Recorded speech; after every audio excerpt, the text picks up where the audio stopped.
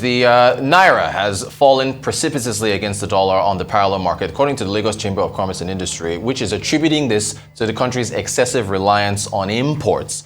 In fact, the chamber expressed concerns about the unfavorable business environment in the nation that prevents manufacturing companies and the business community from flourishing, and it urged the federal government to create an environment that will allow for businesses to compete with those foreign products. Supermarkets in Nigeria are increasingly focusing on local goods as a result of the Naira's depreciation and the lack of foreign currency, which has made imported goods more expensive. According to a new 2021 supermarket report from the London-based strategic market research firm Euromonitor International, more supermarkets are likely to source their goods locally as a result of the disruption of supply chains caused by COVID-19 pandemic, inflationary pressures, and Naira depreciation. Joining us to discuss further, Dr. Okey Ikechukwu, Executive Director, Development Specs Academy, and the convener of a monthly roundtable on national issues. He's also a senior fellow at Nnamdi Azikiwe University Business School and a member of the This Day newspaper board. Good morning to you, sir. Thank you so much for joining us. What do you make of the, comments from the Lagos Chamber of Commerce and Industry? Can we, and then putting the fall of the Naira, on import demand? Yes, that's one factor, but that's not the exclusive factor. When the import demand is very high, that puts a lot of pressure on the national currency. And if the import demand is also not matched by the equivalent or even higher exit of products from here, what it means is that you're going to continuously deploy dollars. And if you're getting less dollar, that means there'll be a lot of pressure on it. So their comments are spot on. What they're talking about is increased productivity. In the absence of increased productivity, you have less to put out. If you have less to put out, you earn less. And to that extent, your economy, your currency, overall health of the business environment declines. And let's put it in context so that a few things become clearer. Sometimes when manufacturers speak, the assumption is that they're just talking about getting money. Or businessmen, they just want forex. Contextually, let's suppose I have a shop and there are goods I sell. The value of the Naira is 1 Naira to $1, and I'm able to put 100 pieces of marketable products. Now, if the value drops and the value of the Naira now becomes 2 Naira to $1, that means my replacement cost will be 100% higher. So with the same 100 Naira, I can now get only 50. That means my business has shrunk by 50%. That means I have to sack people. That means that those who sell raw materials to me will sell less. That means the overall market forces will put greater pressure such that since the output is declining, there will be more money chasing fewer goods. And so all things considered, inflation goes up, job losses increase, capacity utilization drops, overall quality of life drops, businesses are affected, property rates are affected, so that we don't look at this conversation as if it's just manufacturers talking about what they need to do in order to be in business. We are talking about what needs to happen for the Nigerian state or any economy at all to remain viable in the overall interest of all parties concerned. Thank you for that. I want to also talk about something else affecting the currency. There's a quote from the CBN governor on oil theft, if we put this up, where he says that oil theft in the Niger Delta is excavating the unavailability of foreign exchange. I guess, can you speak towards this issue as well with respect to how it's impacting our revenues and ability to defend the currency?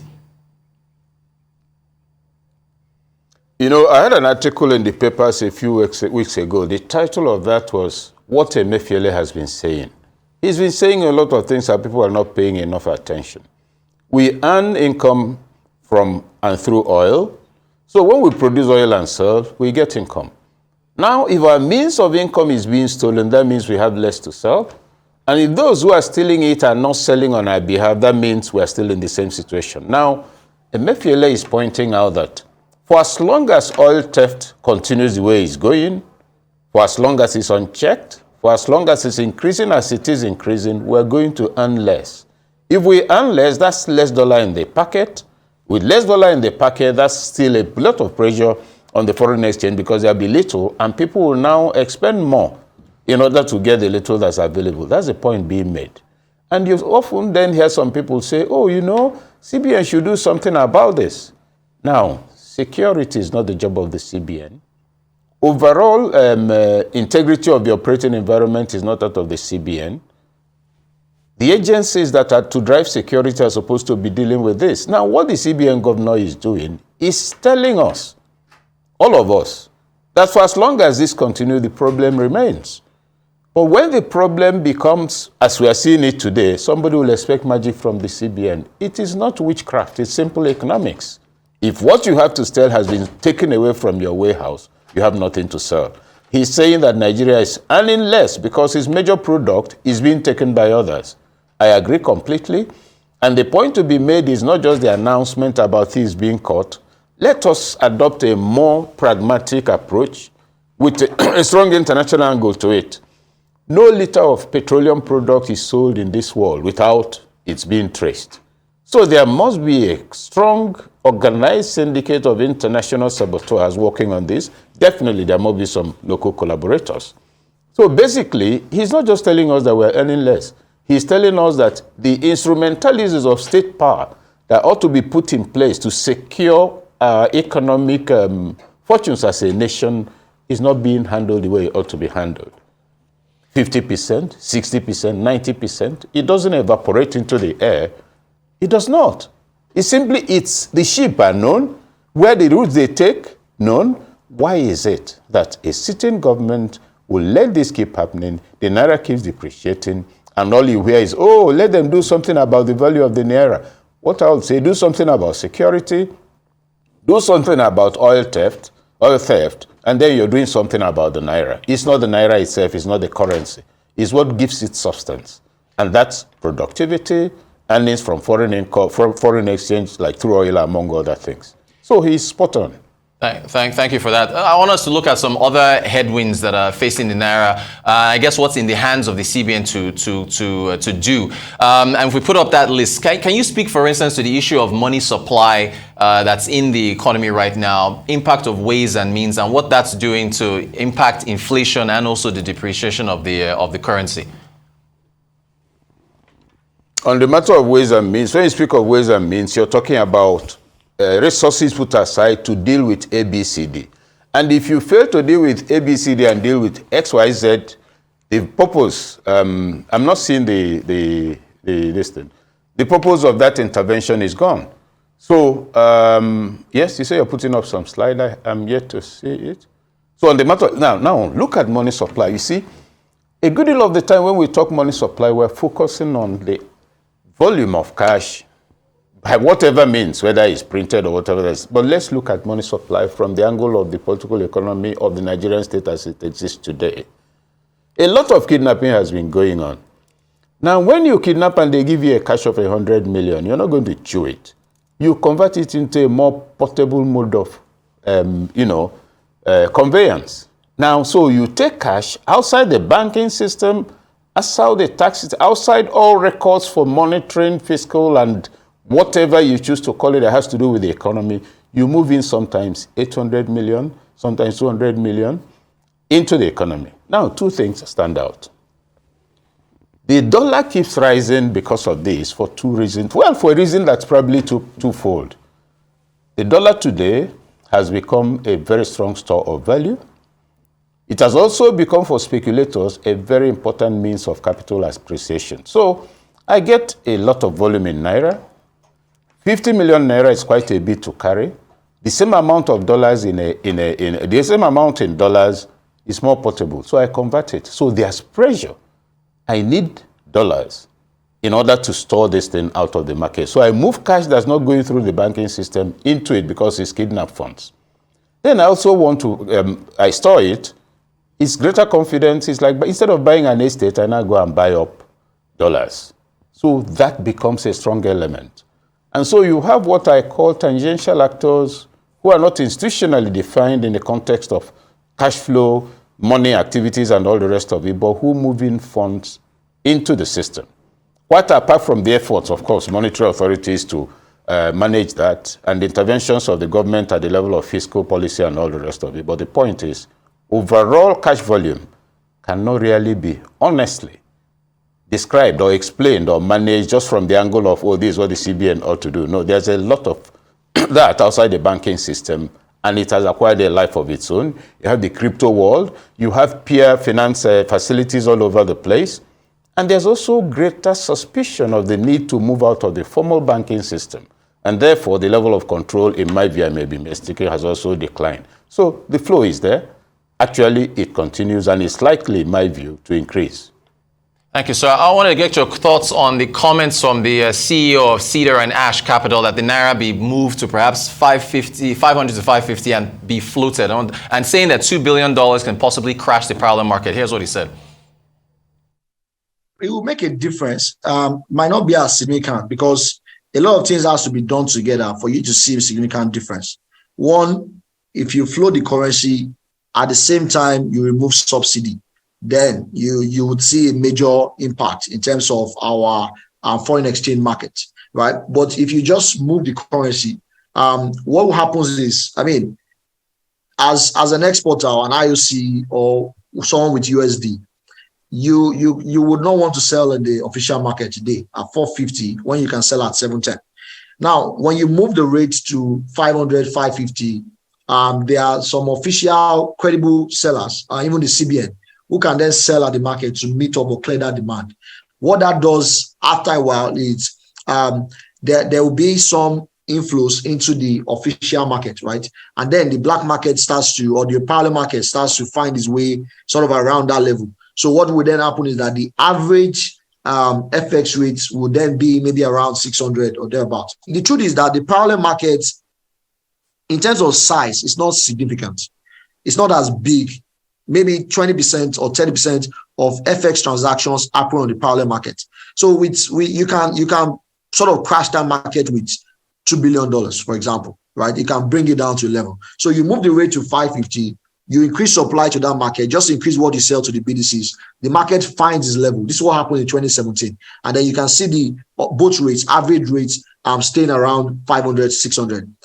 Doctor, what do you make of that? Well, first of all, I agree with him on the impact of inflows on overall value of the currency and the pressure on the Naira. But I'll take it one at a time. You move in $2 billion. No. On the matter of floating, I'll look at how we are dealing with petroleum prices. There's not been fuel scarcity in the Southeast for more than 10 years, and that's because, if you like, you sell the way it suits you. Now, the operating environment and the management of the dollar we have today creates very strong incentives for intermediate actors who can make a lot of extra in the difference between the official and the, what do you call it, and the parallel rate.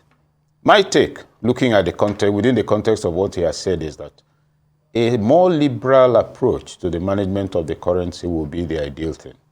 Of course, there's the argument, if you float it, these impacts will come in these other sectors. But are the impacts not there at the moment? Are we being realistic in maintaining a rigid posture and profile on the value of the Naira? I think a more realistic approach will be to allow the Naira some mobility outside the peg on which it is at the moment. First, it will be more realistic. Second, it will reduce the margin. Thirdly, like he said, the inflow will increase. So yes, he's spot on in that regard. Now, on the matter of $2 billion, whether it will crash the currency, crash the dollar and raise what we are doing here, I have concerns at two levels. I ask, is it possible for some people to move in enough cash to actually mop up substantial volume of that $2 billion? In which case, it's actually a business. Let's look for loans. Let's do whatever. The answer, I suspect, is going to be yes. The second thing is that having crashed, let's even assume you succeed and crash the Naira. How about productivity? How about fuel importation? You see, you're importing fuel, and you're not importing it in the local currency. You're spending money here. Pressure is that alone. Look at the volume of what goes out every month. That alone is more than enough pressure to keep the Naira permanently embarrassed. In addition to that, you move out of the money on fuel subsidy. You look all around the economy. There's a lot of consumption. There's a decline in productivity. Local productivity, well targeted by brilliant initiatives of the CBN, are challenged by security. I think there was a program where somebody was saying, the Anchor program, Some people didn't pay. You have a farm, you've planted, high quality seed, well supervised, strong legal instruments and economic facilitation to make it happen. You finish, bandits raid the place, or you no longer have access because you've been overtaken. Of course, you can pay back. Now, is it CBN that will provide security? No.